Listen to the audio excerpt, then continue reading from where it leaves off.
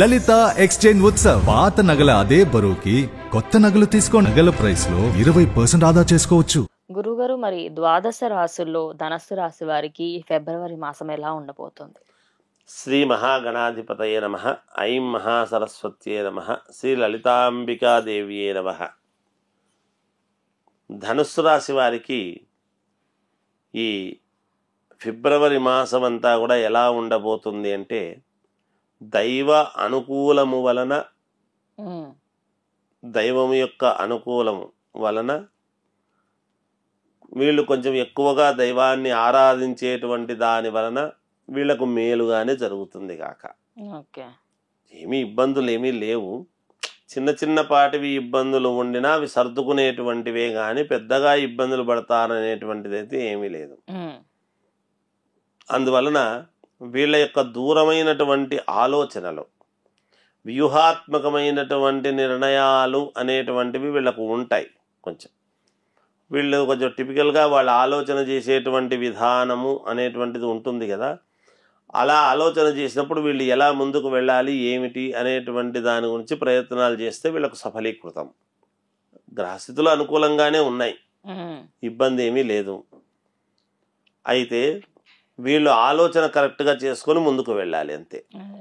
మామూలుగా దైవానుకూలము, దైవారాధన అనేటువంటిది అవసరము. ఎంత దైవాన్ని ఆరాధిస్తే అంత మేలు జరుగుతుంది. వాళ్ళ ఇష్టదైవం కానీ ఇంటి దైవం కానీ, దైవం ఏ దైవమైనా పర్వాలేదు, వాళ్ళ సౌకర్యాన్ని బట్టి దైవాన్ని తలుచుకోవడం అనేది అవసరం. వ్యాపారాలు చేసుకునేటువంటి వాళ్లకు సజావుగా వ్యాపారాలు జరుగుతాయి, ఎటువంటి ఇబ్బంది ఉండదు. ఈ దూర ప్రయాణాలు లాంటివి ఏమైనా ఉంటే గనక కొంచెము జాగ్రత్త వహించి ముందుకు వెళితే మేలు జరుగుతుంది. వీళ్లకు వాయిదా వేసుకున్నా పర్వాలేదు, కొంచెం అనుకూలం చూసుకొని అంతే, ఏం లేదు. అంటే సౌకర్యాన్ని బట్టి తర్వాత వెళ్తారు అంతే, ఏముంది. అదే వ్యూహాత్మకమైనటువంటి నిర్ణయాలు అనేది. పూజింపబడతారు కూడా. అంటే వీళ్ళు కొంచెము నలుగురు చేత అబ్బా ఆయనకేమి, ఆయన ఉంటేనే మాకు పనులు, లేకపోతే లేదు అనేటువంటి ధోరణితో నలుగురితో పూజింపబడేటువంటి విధానముగా ఉంటుంది వీళ్లకు.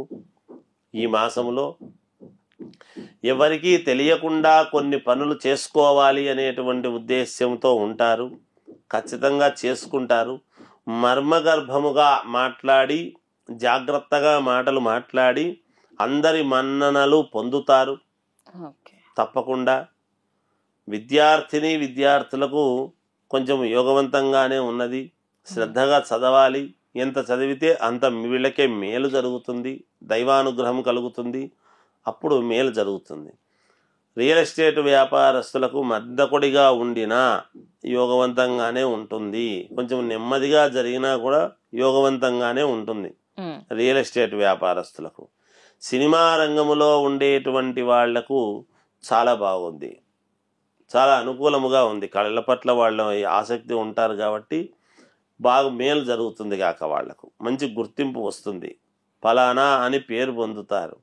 చిన్న చిన్న యాక్టర్స్ కూడా కొంచెం పేరు వచ్చి పెద్దవాళ్ళు అయ్యేదానికి అవకాశాలు ఎక్కువ అవుతాయి.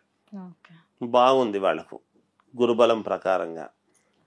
అంతేకాకుండా ఇక రాజకీయాలలో ఉండేటువంటి వాళ్ళు కొంచెము యజ్ఞయాగాది క్రతువుల వలననే వీళ్లకు యోగం అనేటువంటిది తెలియజేయబడుతున్నది.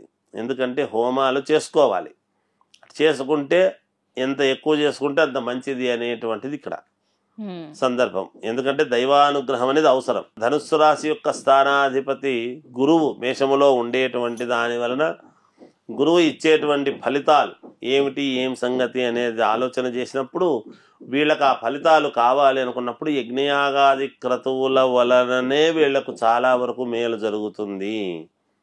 శుభకార్యాలు చేసుకోవాలి, వివాహ ప్రయత్నాలు అనుకునేటువంటి వాళ్లకు ప్రయత్నాలు చేసుకోవచ్చు.